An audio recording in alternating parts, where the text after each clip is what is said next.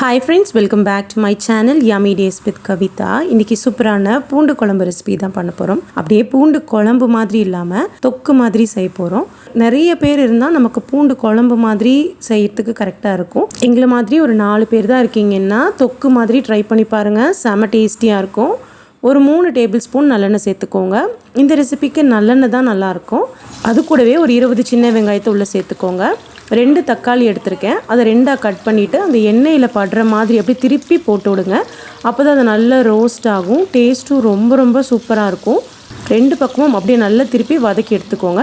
சின்ன வெங்காயத்துக்கு பதிலாக பெரிய வெங்காயம் சேர்த்துலாமான்னு கேட்பீங்க. பெரிய வெங்காயம் சேர்த்துனா லைட்டாக ஒரு ஸ்வீட்னஸ் இருக்கும், லைட்டாக ஒரு இனிப்பு டேஸ்ட் இருக்கும். வேணால் பாதி சேர்த்துக்கோங்க. கொஞ்சம் சின்ன வெங்காயம், கொஞ்சம் பெரிய வெங்காயம் சேர்த்துக்கோங்க. இது நல்லா வதங்கினதும் ஒரு மிக்ஸி ஜாருக்கு மாற்றிக்கோங்க. இப்போ அதே எண்ணெயிலேயே நம்ம தாளித்து விட்டுடலாம். கொஞ்சமாக வெந்தயம், கடுகு சேர்த்து தாளிச்சிட்டு 1/4 கிலோ பக்கம் பூண்டு, பச்சை மிளகாய், கொஞ்சம் உப்பு சேர்த்து நல்லா வதக்கி விடுங்க. இது ஒரு 2 நிமிஷம் அப்படியே மூடி வேக வைங்க. பூண்டும் நல்லா சாஃப்டாக வெந்துடும். அந்த எண்ணெயிலே நல்லா மொறுன்னு ஆகிடும். இப்போ ஒரு கொத்து கருவேப்பிலை, ஒரு 10 சின்ன வெங்காயத்தை நறுக்கி உள்ளே சேர்த்துக்கோங்க. கொஞ்சமாக பெருங்காயத்தூள் சேர்த்து அதையும் நல்லா கலந்து விட்டுடுங்க. பூண்டு சேர்த்துனதுக்கப்புறம் வெங்காயம் சேர்த்துங்க. ஏன்னா வெங்காயம் சீக்கிரம் வெந்துடும். இது நல்லா வதக்கி விட்டுட்டு ஒரு 2 நிமிஷம் அப்படியே மூடி வச்சிடலாம்.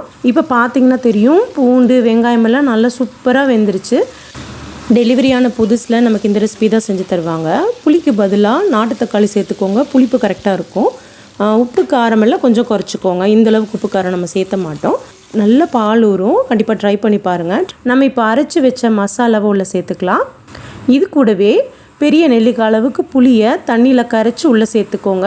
என்கிட்ட வீட்லேயே செஞ்ச புளி பேஸ்ட் இருக்குது, அதனால் நான் புளி பேஸ்ட்டு தான் சேர்த்துக்க போகிறேன்.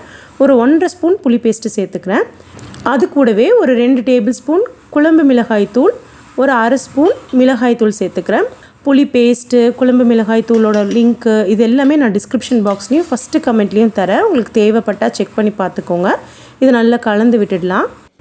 ஒரு 5லேருந்து 10 நிமிஷம் இது நல்லா கொதித்து வரட்டும். உங்களுக்கு குழம்பா வேணும் அப்படின்னா ஒரு 5 நிமிஷத்துலேயே அதை ஆஃப் பண்ணிடலாம். எனக்கு இந்த மாதிரி தொக்கா வேணுங்கிறனால ஒரு 10 நிமிஷம் அதை அப்படியே நல்லா சுண்ட வச்சுருக்கேன்.